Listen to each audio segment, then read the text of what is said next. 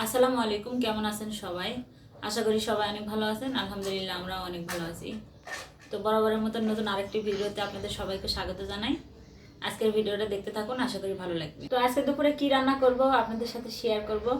তো আজকে দুপুরে রান্না করব এই যে ফুলকপি নিয়ে আনিছি। ফুলকপি, নতুন আলু, মাছ দিয়ে ঝোল রান্না করব। তো ভিডিওটি দেখতে থাকুন পুরোটাই।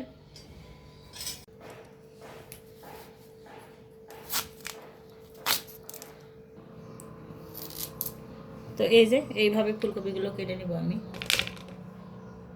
ফুলকপি আমি কিন্তু পুরোটাই নিই নাই, এই যে আমার যতটুকু লাগবে এতটুকু কাটা নিছি, এইটুকুই হয়ে যাবে। আর এইটুকু রাখা দিব। এখন আলুগুলো কেটে নিব, কিন্তু এই যে আলুর যে ছাল, এটা একটু ঘষা দিলে উঠে যায়। তো আলুর ছালটা তুলে নিব। এই তো এইভাবে আলুগুলো সব কেটে নিব। এই যে আমি সব ফুলকপিগুলো, আলু সব বাছা শেষ, আলু সব কুচা সিলাই নিছি। তো সবগুলো বাছা হয়ে গেছে, এখন আমি ধুয়ে নিব এগুলো।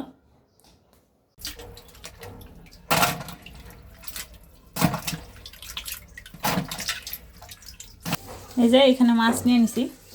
আজকে মাছ বেশি নিই নাই, কারণ খাওয়ার মানুষ নাই, আমি একলাই খাবো। এর জন্য 2 পিস মাছ নিয়ে নিছি। মাছটা প্রথমে ভাজা নিব।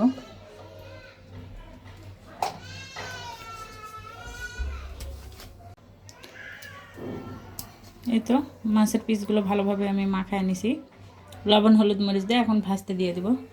কড়াই তেল দিয়ে দিছি, তেল গরম হয়ে গেছে, এখন মাছ দিয়ে দেবো।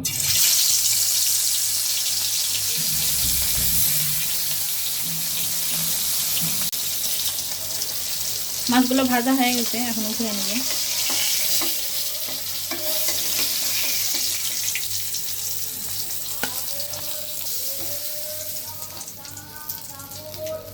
এই তো সুন্দর করে মাছ ভাজা নিছি।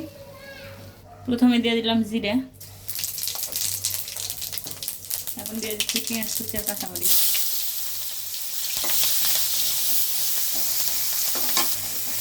লাল করে ভাজা নিব। অল্প একটু মশলা বাটা দিয়ে দিলাম, আদা রসুন জিরে একসঙ্গে বাটা আছে, এটা এখন এর সাথে ভাজা নিব।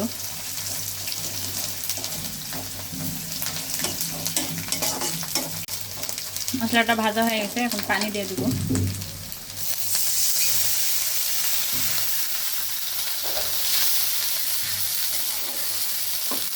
এখন আমি গুঁড়ো মশলাগুলো দিয়ে দেব।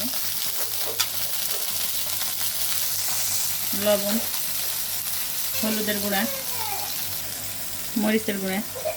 মশলাগুলো এখন ভালোভাবে কষিয়ে নেব। এখন এইখানে একটা টমেটো দিয়ে দেব। টমেটো দিয়ে একসঙ্গে মশলা আবার ভালোভাবে কষিয়ে নেব।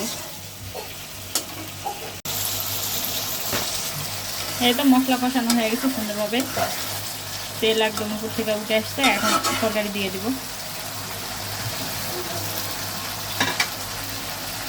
এখন এই যে ফুলকপি দিয়ে দিলাম, ফুলকপি আর আলু কাটা রাখছিলাম, এগুলো দিয়ে দিলাম।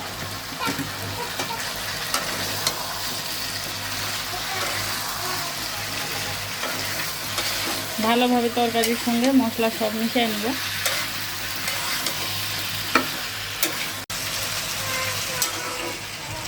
মশলা মিশানো হয়ে গেছে, এখন আলু সিদ্ধ হওয়ার জন্য অল্প একটু পানি দিয়ে দিব।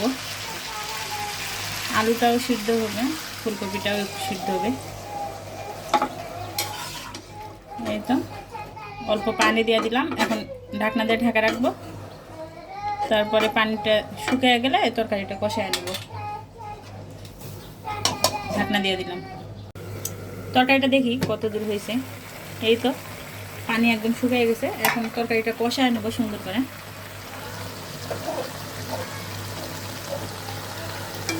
কতগুলো তরকারি কতটুকু হয়ে গেছে দেখেন। এখন আস্তে আস্তে সুন্দরভাবে কষায় নেব।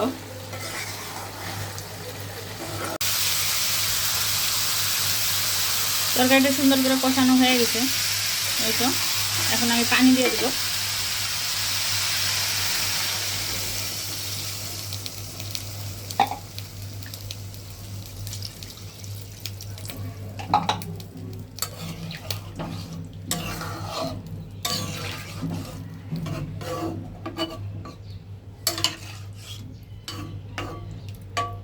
সুন্দর মতো বলক তুলে নেব। ঢাকনা দিয়ে ঢেকে বলকটা উঠায় নেব। সুন্দরভাবে তরকারিতে বলক উঠে গেছে, জাল উঠছে। এখন হচ্ছে তরকারি মাছ দিয়ে দেবো।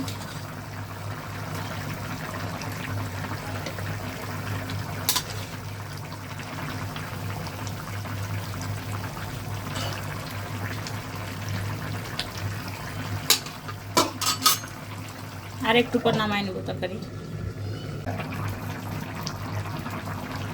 তরকারিটা হয়ে গেছে রান্না করা।